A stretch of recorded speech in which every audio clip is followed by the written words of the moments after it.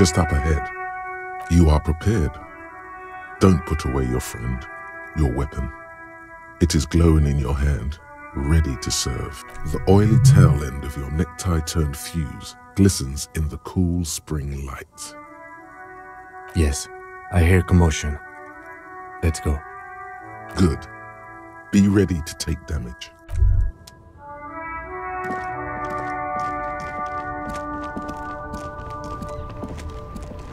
I'm all out of shits to give, loincloth.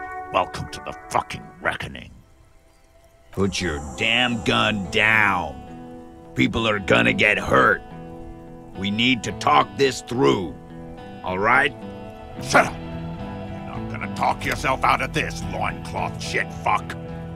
This is the mercenary at the gates. His chest rises and falls under the ceramic breastplate. His fingers reach for the butt of his sidearm. There's something very wrong with him. Shh. This is a misunderstanding. Nothing irreversible has happened yet. You can just return to your unit and forget all about this. The Kypt is merciful, willing to spare us if we just forget about our murdered and humiliated commander. You are all drunk. Come to your senses. You won't gun down 7 people in the middle of the street. This isn't a frontier town or a jungle outpost. Easy, Lizzie. Let me handle it. I know guys like this. I'm sure we can come to a peaceful agreement. Ain't that right, fellas? He is facing overwhelmingly superior firepower, and he knows it. Peaceful. Nest in your abdominal cavity like a little wild mouse. The masked man's words are barely intelligible, but you can hear them.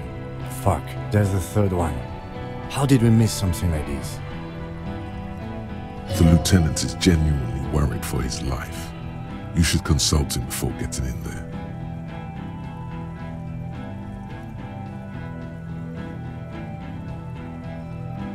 If this turns into a firefight, we should take him out first. My plan is not to get killed, but we have to intervene.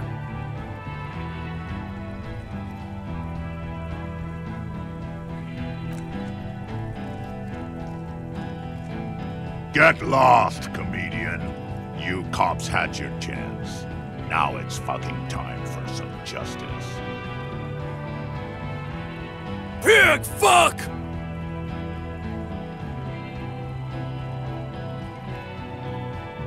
Oh, people are gonna die today. We're not leaving it like this. These tribals hung him up for everyone to see. No one is going to kill anyone. Let's just put the guns down and talk like civilized human beings. With a wordless gurgle, the killer loads his long rifle. The leader gives a small nod to the helmeted man. Suddenly, the blue medicinal spirit in your hand seems to have a pulse. All right! End game! Light me on fire and throw me in his face! Wait, it's a good thing you have an anthropomorphic petrol bomb. It really is. But you have to soften him up first. Present an argument. If you waste time, people will die. No, we can do this. Drag it out a little. Get under his skin. I don't know about this getting under his skin. What if he gets under yours? I'm barely keeping your hand from trembling here.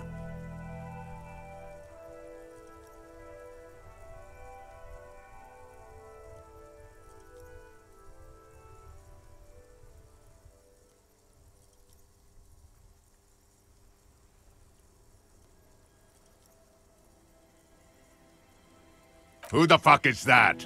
Glacia, the woman upstairs, where is she? She left! Unarmed, hunched, but keeping it together. What am I doing? My fucking establishment is under fire! You know how much windows cost? She left! Her room's cleaned out! Right before these assholes showed up! We should have arrested her. You can feel how upset he is with himself. just for a second. Then the fear takes over and he's back in the moment. Hey, Bushman! Your little cunt isn't gonna help you out of this one! For God's sake, tell him the Hardys didn't do it. Present a case. Yeah? Who did that?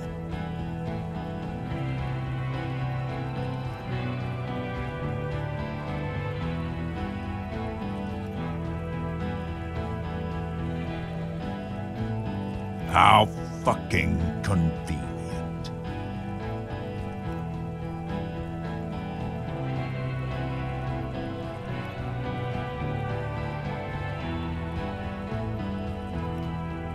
You think I'm fucking stupid, cop?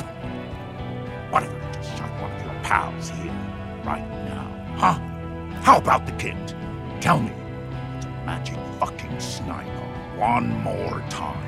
Listen, please. This cop and this drumhead cop marshal won't decide who... He's gonna do it. He's gonna shoot her. Your mind grinds to a halt. All you can see is the revolver in the man's armored hand, swaying, pointed at her. He pulls the trigger. A plume of smoke erupts from the muzzle. The shot rings in your ears. A low, tinny ring. Then the Hardy boys yell something. I'm okay. I'm okay. She's not. She's bleeding out. If she doesn't get help in 10 minutes, she'll die. Fuck this! Gene! Cancel Lizzie! Now!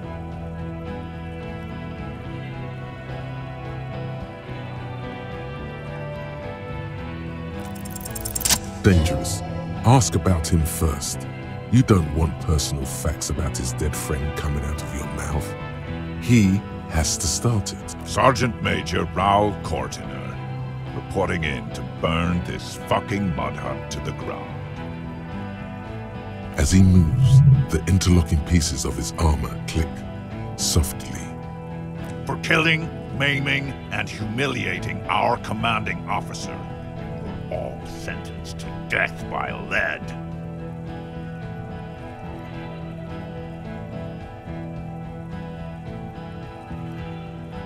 Baby blue, yeah.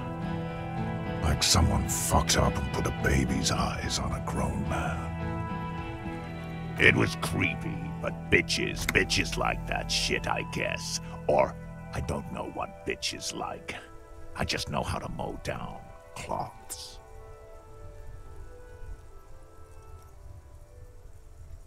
Our colonel did what he had to do.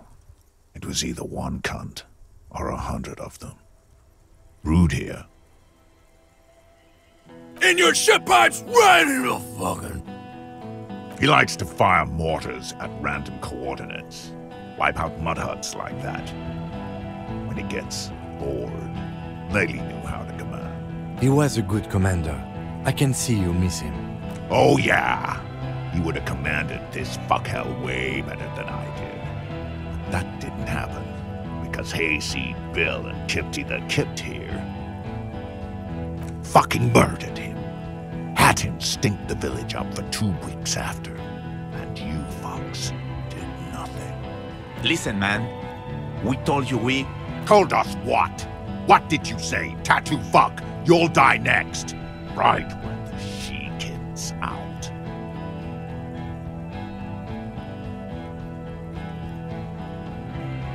Fuck do you mean? Talk. We've heard testimony. People say he was charismatic, a nice guy to be around. Yeah, he liked to chat up the natives. Share leaflets, squeeze a bit of kit-tass here and there. Great fucking idea that turned out to be. If Laley was here, he would spare the lot of you. Maybe shoot one for sure. But me, I'm not a big fan of public affairs, clay monkey. I'll gun every one of you down for what you did. Ready to open fire, Major. At your command. This one isn't used to being suited this long. She's uncomfortable. We'll open fire just to hurry things along. Find his killer. Cop, His killers stand right there, shitting their pants, and you're standing in the way, protecting them. They didn't... Shush. Blood's all gone out now. Not long to go till the battle starts. 1 down, girl. 7 to go. Big talk, but you got him to admit he's a bad leader. It's a small thing, but it got him off center.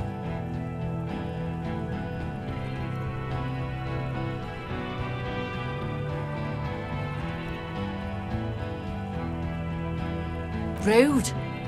Rude is the killer. Rude, the killer. Owen Cloven. He doesn't talk much. All of you cunts inside out. The gunner. The raddest. The killer. What do you think he does?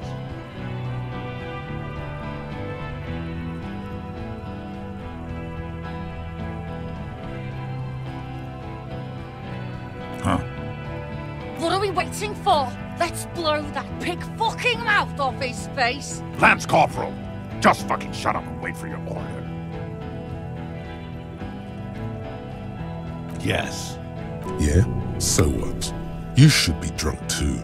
Or, like, drunker. You don't want to die sober, do you? Nah. I'm clear as day. Fucking government-ordained super soldier. Enough already! What is this? We didn't come here to fucking chat! Interrupt me again and I will execute you on the spot, Lance Corporal.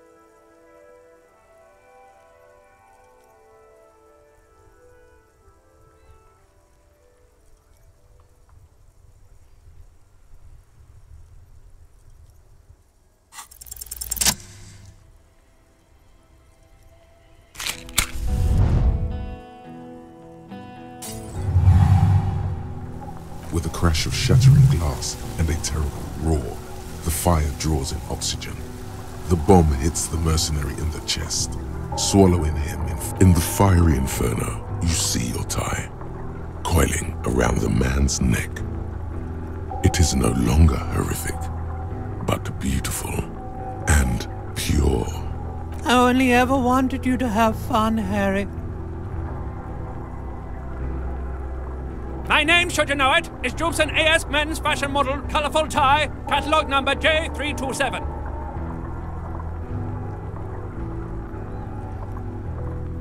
One day a sad man walked into a clothing store. He looked really darn like he hadn't had fun in years. He needed someone to show him how to rock and roll again. Jubson AS catalogue number J327 shone on the tie rack, trying to get his attention. The sad man picked it up and put it on. He looked at himself in the mirror, didn't smile. And from that moment on, we rode together. The rest of your clothes were still normal back then, but we took care of that soon enough. Truthfully, not a lot. I did everything a multi-pattern necktie can do to help a man. I mean, I tried to get you to do all the fun things. Drink beer, drink wine, drink cider. Go to parties with young people around and drink beer and cider. Do drugs too, so you don't fall asleep. You had some fun, but not enough to heal you. Your heart is broken, Bratushka, and it cannot be mended. Believe me, I've tried. No, you're going to be mowed down by gunfire from the 2 remaining mugs. So no, not forever. You both did, Ratan. Deep down, you know it was both of you. No, it was her mostly. Don't lie to him, Necktie. This guy, well, his face has cracked open into a scream of terror. It looks like he's performing some sort of a shamanistic dance that requires you to be on fire. Yeah, his body contorts in a very disturbing manner. There's no mincing words with this one. He's dying a horrible, painful death as you're talking to your tie in your head. Eventually we all do, Harry. See you on the other side.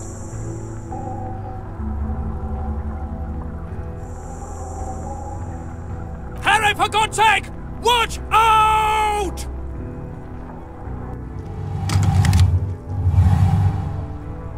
To your right, the killer raises his rifle and takes aim at you. His moves are steady, but the long barrel of the rifle sways slowly. You stare down the barrel of the gun. You see Rude's mask behind it, his eyes in the slit of the helmet. Is there anything we could use to protect this frail body? That gun will tear us to pieces. From the corner of your eye, you see the lieutenant raise his pistol and aim it at Rude. The shot rings and you stop. Something violently tugs at your shoulder, pushing you backwards with incredible force. A volcano of burning pain erupts from your left shoulder. The pain flows over your entire body like an awful shock. A grim knowing rises from within. Half of your body must be gone. God, please. Then, 2 shots ring and you hear a scream, but you're too hurt to see who got hit. Glenn, dying in a puddle of blood behind you. His mangled torso has 2 gunshot wounds. Blood gushes out of them like red geysers. Oh God, watch out. You see 2 crazed eyes stare at you through the burning meat and the flames. With his face boiling off, the man raises his pistol at you. Then he squeezes the trigger. The look of vengeance framed by melting skin. This is the last thing he will do on Earth. But he will do it. He will end you. Here it comes. Death.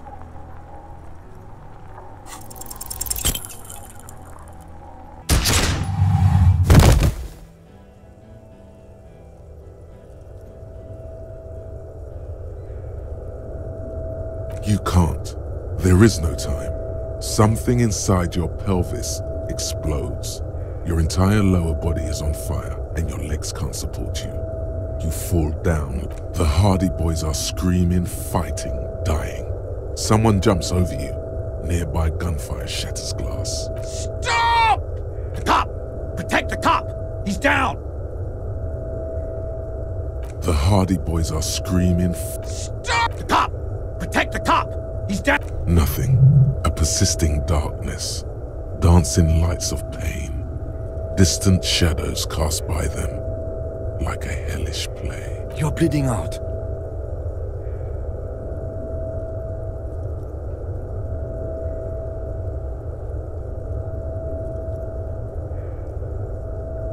Stay with me. You hear me? Stay awake. Look at me. But you can't. It's so hard. Your eyelids grow heavy, and the sounds ever more distant. And a cold comes over you. The lieutenant, too, is somewhere far away, or a slender white shadow towering. Someone stands there, raising her pistol at him. The lieutenant does not see it. He's pushing down on your wound with both hands. No, you say, and hand out your firearm to him. Your hand trembles and your eyes are full of fear. That's all it takes. There is no room for hesitation. The lieutenant moves like you hear a faint scream, a woman's. Then the sound disappears, like someone pressed stop on the tape. The woman is gone. So is Kim. Then the whole world. This is death. One more door, baby. One more door. The fight? There is no fight. The fight is over. It was lost 1,000 years ago. You have laid here forever. Keep falling deeper. Take the door. He's not taking it. His body is not taking it. Oh God, no. He's not disintegrating. He's swelling up instead. Over the hours, hurting, moaning in his sleep, and rotting, and being disinfected, and smelling of drugs, and feeling saliva in his mouth, drifting in painkillers, thrashing in his wound sleep. He can't go. Not before the case is solved. There is a radio in the distance. A radio of the world. Playing sounds. Good morning, Elysium. Soon you will return to the world. You're thirsty. Reach for the glass of water by the bed. The world is still there. Sleep some more. Hours turn to days. Soon we will get up again and go through it again. Finally we know what the infernal engine was outside. The clarion call. It was him. He is the infernal engine. He never stops. He only gets wild.